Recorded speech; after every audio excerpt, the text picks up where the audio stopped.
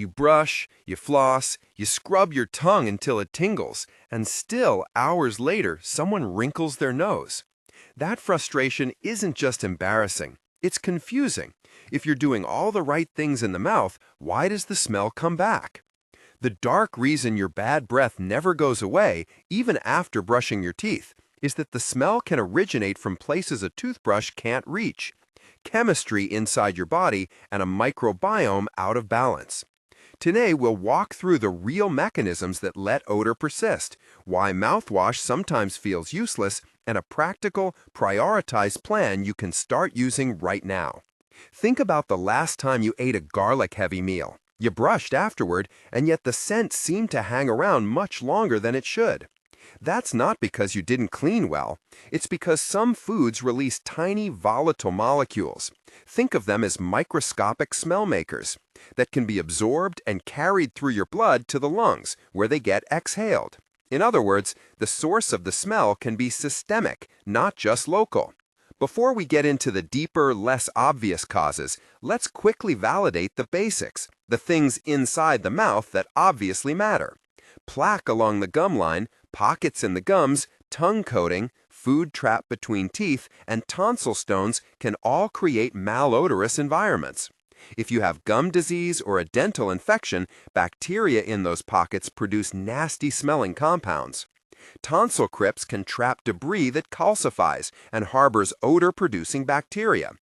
These are all real common causes, and they're the first things a dentist will check.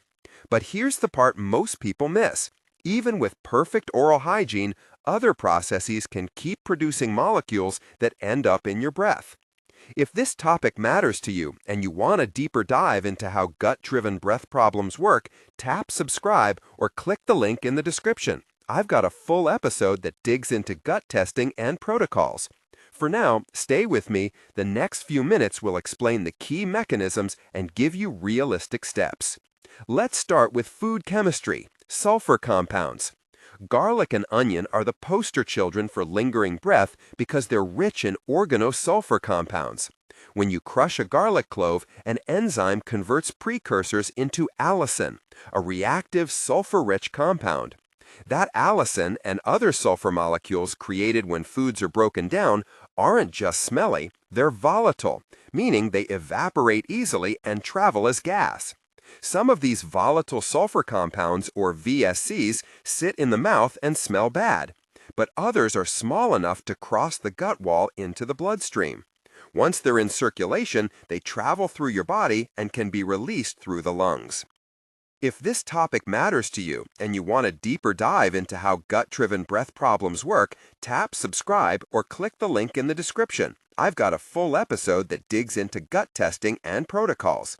For now, stay with me. The next few minutes will explain the key mechanisms and give you realistic steps. Let's start with food chemistry, sulfur compounds. Garlic and onion are the poster children for lingering breath because they're rich in organosulfur compounds. When you crush a garlic clove, an enzyme converts precursors into allicin, a reactive sulfur-rich compound. That allicin and other sulfur molecules created when foods are broken down aren't just smelly, they're volatile, meaning they evaporate easily and travel as gas. Some of these volatile sulfur compounds, or VSCs, sit in the mouth and smell bad, but others are small enough to cross the gut wall into the bloodstream. Once they're in circulation, they travel through your body and can be released through the lungs. This explains a frustrating reality. You can scrub the surface of your tongue clean and rinse with mouthwash, but if a smelly molecule is circulating in your blood or has soaked into soft tissues like the tongue or tonsils, topical cleaning won't remove it. It's like trying to wipe smoke out of a house while the fireplace is still burning. The smell isn't only in the mouth, it's being produced elsewhere or is embedded in tissues that simple brushing can't reach. So why does garlic sometimes perfume a room the next morning even if you brushed? Because the organosulfur compounds didn't just sit on the surface. Many underwent metabolism, entered the bloodstream, and were exhaled from the lungs, or they bound to tissues that slowly released them. The same principle applies to other sulfur-rich foods and to the sulfur-containing amino acids our bodies process. That's the chemistry side.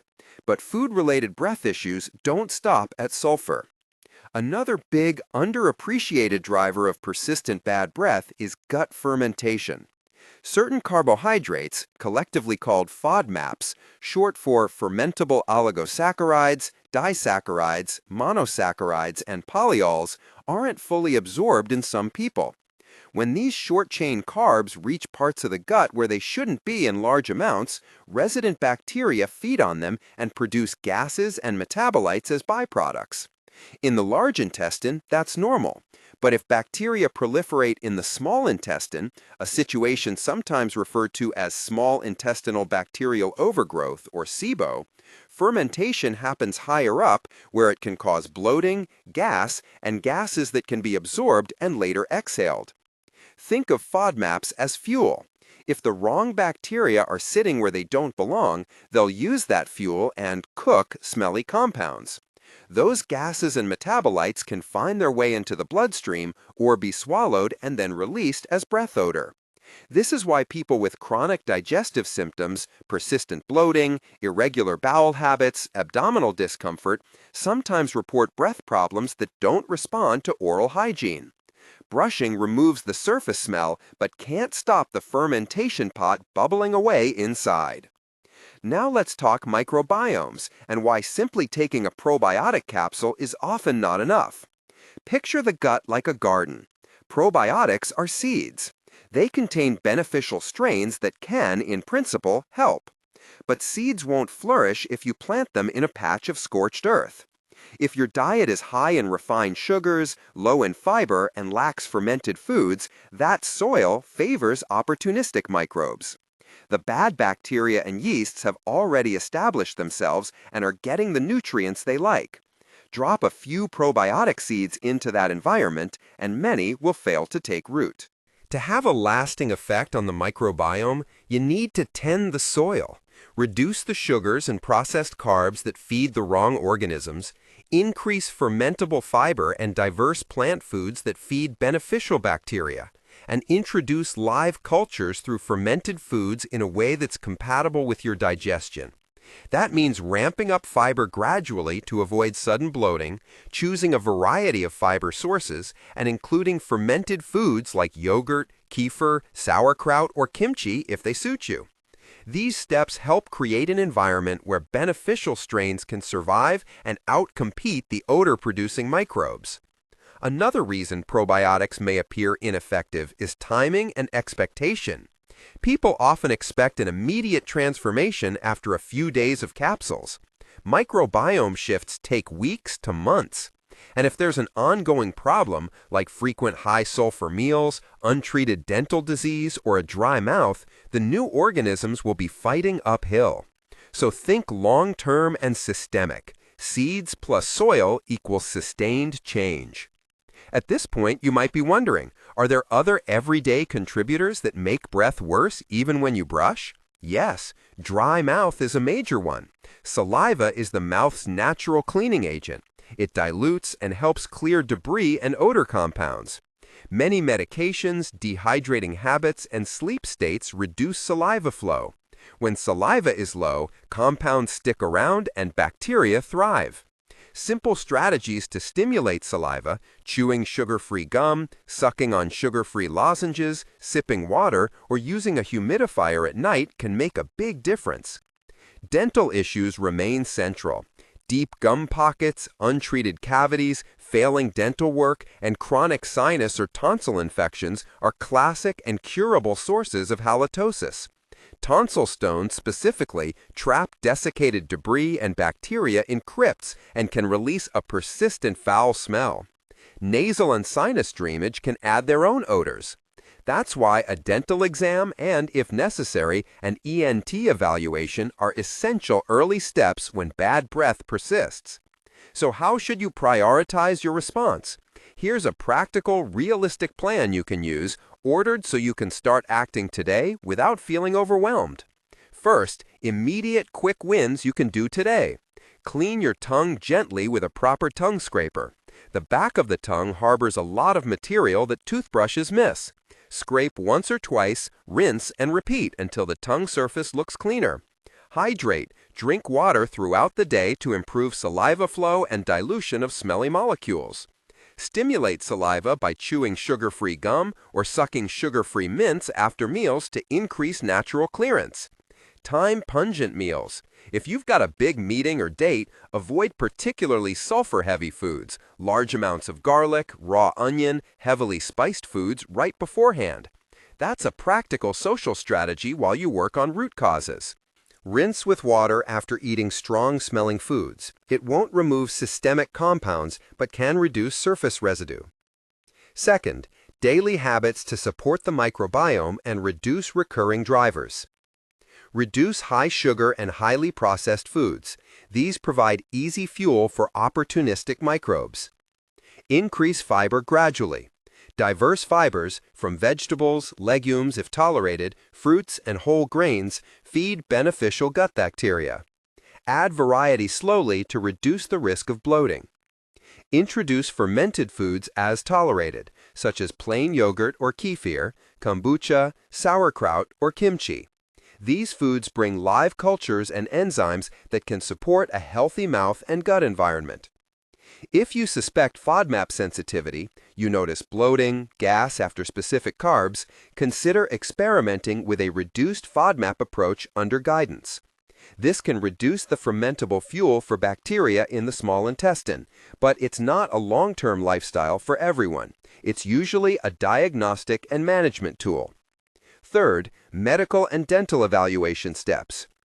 Book a dental exam focusing on gum health, pockets, and any signs of infection or failing dental work. Ask your dentist about tonsil stones and whether an ENT referral is appropriate. If you have chronic digestive symptoms, regular bloating, gas, alternating bowel habits, or abdominal pain, talk to a gastroenterologist about possible testing. SIBO is a potential cause of fermentation higher in the gut, but diagnosing and treating it requires professional evaluation and individualized plans. If you're on medications that cause dry mouth, speak with your prescribing provider about alternatives or mitigations. Be cautious with supplements. If someone mentions N-acetylcysteine or glutathione precursors in relation to sulfur metabolism, discuss that with your clinician. These compounds are involved in body chemistry, but they aren't a guaranteed fix for breath and should be considered in the context of overall health and professional advice. Now, let's address common misconceptions and the things to avoid. Food is powerful, but it's not magic. No single meal or supplement will cure systemic problems overnight. Saying that a particular probiotic strain or a spoonful of something will permanently fix chronic halitosis is misleading. Instead, think in probabilities. Certain dietary patterns make it more or less likely that beneficial microbes will thrive, and changing those patterns increases your odds of long-term improvement. Another misconception is that breath problems are always cosmetic. Sometimes they are, but often they point to underlying issues that affect digestion, immunity, or dental health. That's why a combined approach, mouth, diet, and professional evaluation, is the most sensible path. Let's return to the core idea: why brushing sometimes fails. There are three overlapping reasons. 1. The smell originates or is stored beyond surface residues, in tissues or in the bloodstream, so topical cleaning won't reach it. 2. Ongoing fermentation in the gut continues producing smelly metabolites, and these can be absorbed and exhaled. 3. The microbial environment is unbalanced, and without changing the diet and other factors that sustain bad actors, any short-term fixes won't hold. One clear example to keep in mind: eat a plate of garlicky pasta, brush afterward, and later that evening or the next morning, you're told your breath still smells. The garlic sulfur compounds were converted, absorbed, and released via your lungs, and perhaps some lodged in tissue. Brushing the teeth didn't stop the systemic chemistry that was already in motion. Here are a few practical specifics you can implement this week. Start a morning and evening routine that includes tongue scraping, gentle flossing, and brushing with fluoride toothpaste. Tongue scraping is quick, cheap, and often underused. Carry a reusable water bottle and take sips regularly. Hydration helps saliva and mucosal health. Swap one sugary snack per day for a fiber-rich option, an apple with nut butter, carrot sticks with hummus, to start nudging the microbiome toward better balance. Try adding one fermented food serving daily, if you tolerate them. Plain yogurt with live cultures is often an easy first step.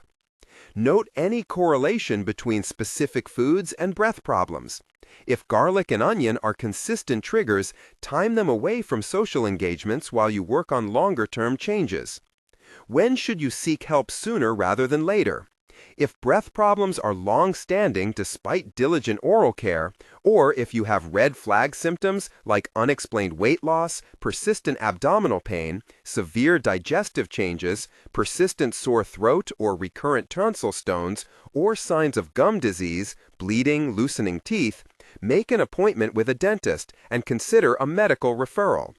Persistent odor is a symptom, and investigating it can uncover treatable conditions. Finally, it helps to maintain a realistic time frame. Cosmetic improvements can happen quickly. Better hydration, tongue scraping, and timing meals can reduce odor in days. But changing a microbiome and reducing gut-driven fermentation is a process that takes weeks to months. Be patient, track how changes affect your symptoms, and work with professionals when needed. To recap, the dark reason your bad breath never goes away, even after brushing, is often not because you failed at hygiene. It's because of chemistry and microbiology working beyond your toothbrush's reach. Volatile sulfur compounds from foods that enter circulation, fermentation in the gut fueled by certain carbs, and a microbial ecosystem that favors odor-producing organisms. The solution is layered. Address the mouth, manage what you eat and when you eat it, and support a healthier microbiome by tending the soil, reducing sugar, increasing fiber, and adding fermented foods cautiously. And when simple measures aren't enough, see a dentist, an ENT, or a gastroenterologist to rule out dental disease, chronic sinus or tonsil issues, or gut conditions that require targeted care. If this resonated, check the description for a checklist you can download with the quick wins and a link to a deeper video on gut-related breath issues. And finally, if this problem has been persistent for weeks despite good home care, please schedule a dental or medical evaluation. Persistent halitosis deserves professional attention. You're not failing, you just might be fighting the wrong front. Start with these steps, and you'll be shifting from symptom control to addressing the real source.